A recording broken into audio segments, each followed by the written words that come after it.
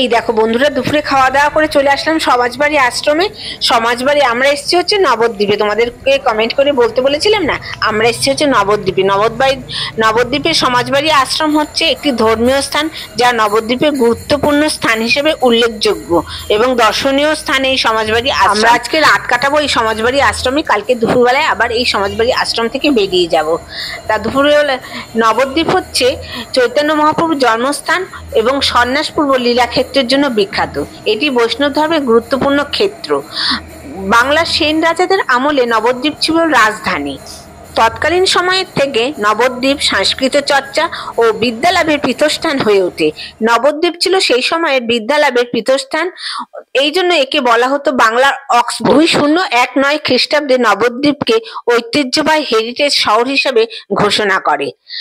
তবে আমরা এখন টোটো ভাড়া করে সবাই মিলে চলে যাব সাইট সিন দেখতে। এটা হচ্ছে পোড়া মাতলা মন্দির।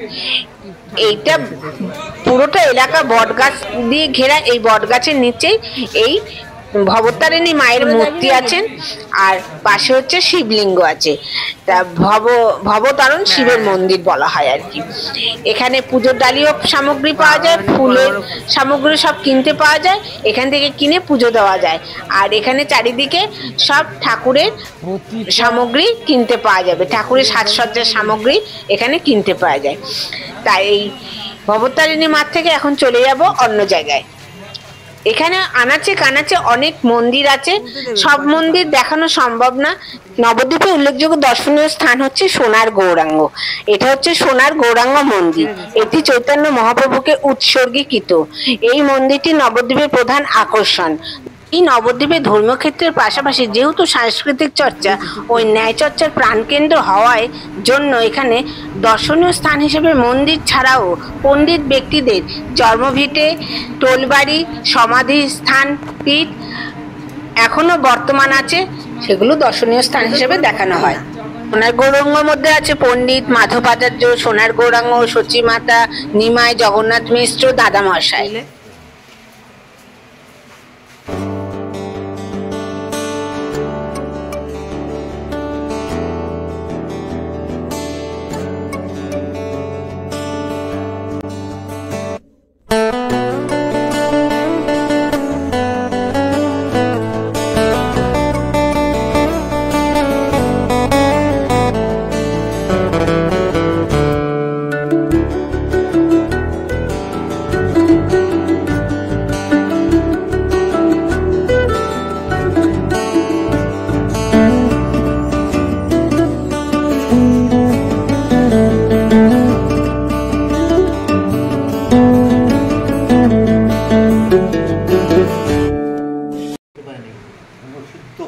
বলতে পারি, ইনি বলে গেছেন ভগবানকে এইভাবে পেয়েছেন। ভজনগুলো ছাড়া সাধন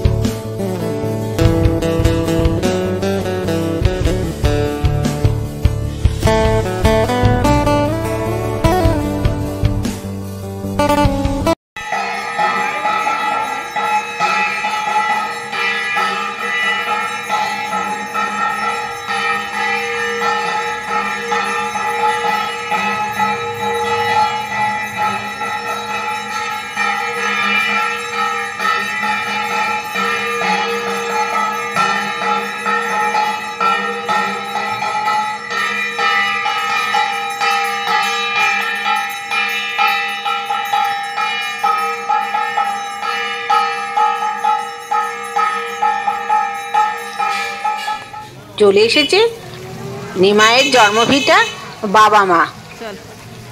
এই যে এটা হচ্ছে নিমাইয়ের জন্মভিটা।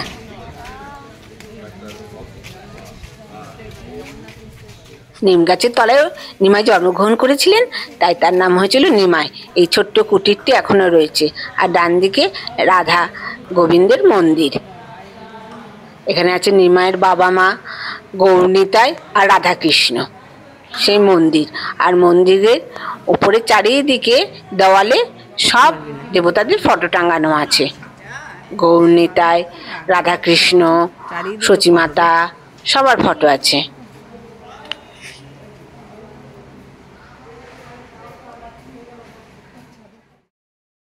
তারপরে চলে আসলাম গুপ্ত বৃন্দাবনে।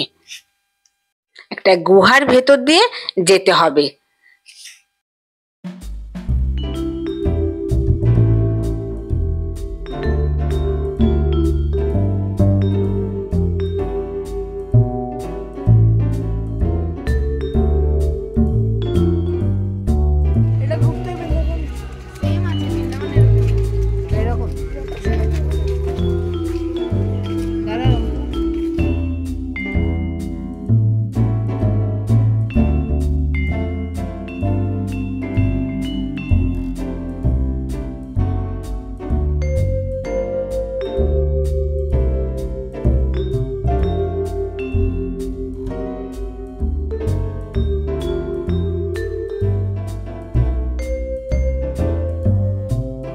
আর এখানে পুরো মিউজিয়াম তৈরি করেছে।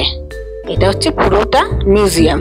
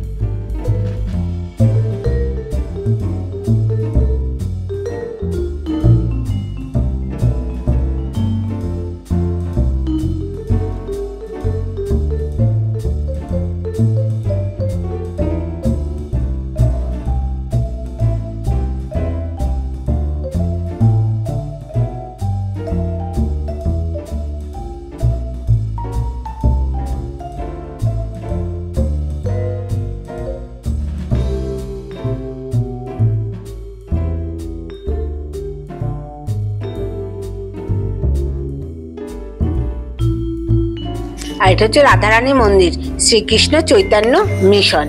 এখানে অনেক বড় বড় মন্দির, অলিতে গলিতে সব বংশধরদের অনেক বড় বড় মন্দির। এবং এখানে তো তুমি একদিনে পুরো ঘুরে মন্দির দেখা সম্পূর্ণ করতেই পারবে না, অন্তত তোমাকে 2 রাত্রি এখানে থেকে পুরো নবদ্বীপ ঘুরতে হবে। তবে আমরা 1 রাত্রি থাকবো, যতটুকু সম্ভব তোমাদেরকে দেখালাম।